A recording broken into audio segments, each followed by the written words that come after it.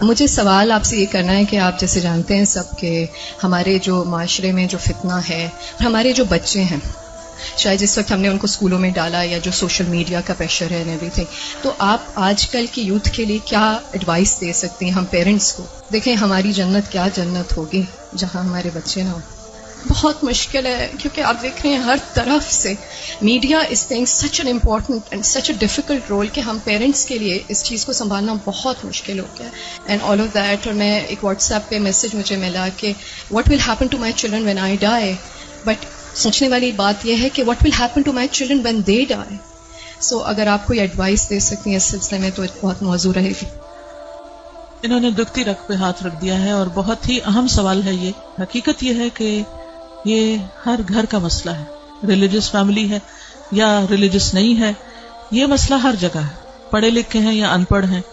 آئندہ جنریشنز بہت بڑے فتنے میں ہیں، فتنہ ہر ہاتھ میں ہے اور وہ بڑھتا ہی چلا جا رہا ہے اور پوری دنیا ان کے سامنے ایکسپوز ہو چکی ہے۔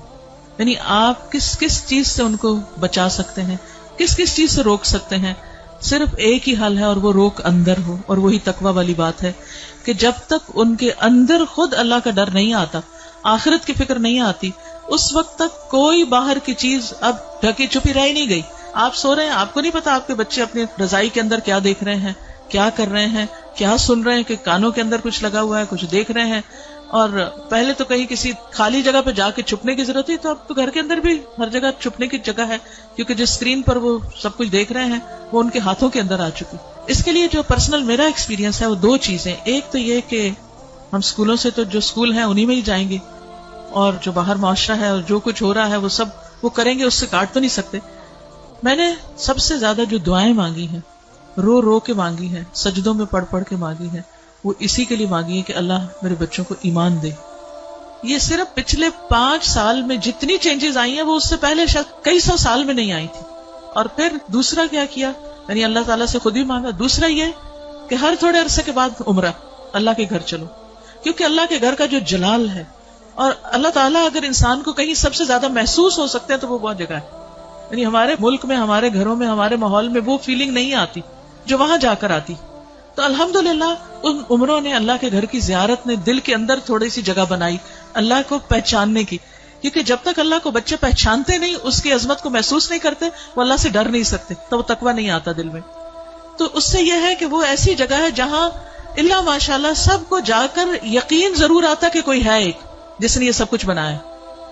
پھر اس کے بعد یہ ہے کہ قرآن کا علم، میں نے سب سے زیادہ تکلیف دہ مرحلہ گزارا کہ جب میں نے اپنے بیٹے کو قرآن پڑھایا، تو پھر میں نے یہ ٹھان لی کہ کچھ بھی ہو مجھے اس کو پڑھانا ہے۔ وہ ایج ایسی تھی کہ جس میں کچھ نہ کچھ وہ سننے کے قابل تھا، ورنہ وہ ایج بھی گزر جاتی ہے تو پھر بچے وہ اتنا بھی نہیں سنتے۔ اور میں نے اپنی ساری مصروفیات کو سیکنڈری کر کے، حالانکہ میں انتہا درجے کی مصروف، گھر کی بھی ذمہ داریاں، باہر کی بھی، لیکن میں نے اس کو اپنی پرائرٹی نمبر 1 سمجھا کہ یہی بات جنہوں نے کی ہے کہ جب وہ مر جائیں گے تو پھر ان کا کیا بنے گا، یعنی ہمارے مرنے کے بعد تو جو ہوگا سو ہوگا، ان کے مرنے کے بعد ان کی قبروں کا کیا حال ہوگا اور ان کی آخرت کا کیا ہوگا۔ تو اللہ سبحانہ وتعالیٰ نے قرآن مجید میں فرمایا قوا انفسکم واہلیکم نارا، اپنے آپ کو اور اپنے گھر والوں کو آگ سے بچاؤ۔ ایمان والوں کو خطاب ہے کہ اے ایمان والوں اپنے بچوں کو آگ سے بچاؤ۔ تو پھر میں نے اس کے ٹائم کے مطابق جب اس کا موڈ بنے، لیکن روز کی شرط رکھی تھی کہ ہر روز پڑھیں گے تھوڑا تھوڑا، 2 آیتیں 4 آیتیں، 1 رکوع 2 رکوع 1 رب، اور اس طرح کر کر کے میں نے پورا قرآن اس کے ساتھ پڑھا کہ مجھ سے نہیں ڈرے، اللہ سے ڈرے، میری خاطر نماز نہیں پڑھے، اللہ کی خاطر پڑھے، میری وجہ سے کچھ مت چھپائے جو دیکھ رہا ہے، اللہ سے ڈر کے چھپائے۔ تو یہ کسی حد تک فائدہ مند ہوا۔ یہی ماؤں سے کہوں گی کہ ساری مصروفیات اپنی جگہ ہیں، لیکن بچے آپ کی پرائرٹی نمبر 1 ہونے چاہیے۔ ان کے لیے کھپ جائیں، دعائیں مانگ مانگ کے بھی، اور اس کے ساتھ ساتھ ایک دفعہ کم از کم قرآن سے ضرور گزر جائیں، کیونکہ جب وہ قرآن سے گزر جائیں گے پھر ایٹ لیسٹ آپ کی رسپانسبلٹی نہیں رہے گی۔ اللہ ان کی سب خیر کرے، لیکن اگر خدا نہ خواستہ ان کے اندر کوئی بگاڑ آتا تو آپ کی پکڑ نہیں ہوگی، لیکن اگر آپ نے کوشش نہیں کی، محنت نہیں کی، تو آپ کی بھی ساتھ پکڑ ہے، صرف آپ کی نمازیں پھر کام نہیں آئیں گی۔ تو اس لیے ہم میں سے ہر ماں کو سنجیدہ ہونے کی ضرورت ہے، چاہے رونا پڑے، محنتیں کرنی پڑے، بھوک کاٹنی پڑے، کچھ کرنا پڑے، لیکن پکڑ کے بیٹھے، خود بیٹھے۔ یہ مولویوں پہ نہ چھوڑیں کہ کوئی اور آ کے لیکچر دے گا تو وہ سن لیں گے، اس کو بتا دیں گے، ابا کو بتا دیا، چچا کو بتا دیا، اس کو ماموں کو بتا دیا، ٹھیک ہے وہ بھی کچھ ہیلپ کرتے ہیں، لیکن سب سے زیادہ آپ کو خود کرنا، اور اس کے لیے آپ کو خود پڑھنا ہوگا۔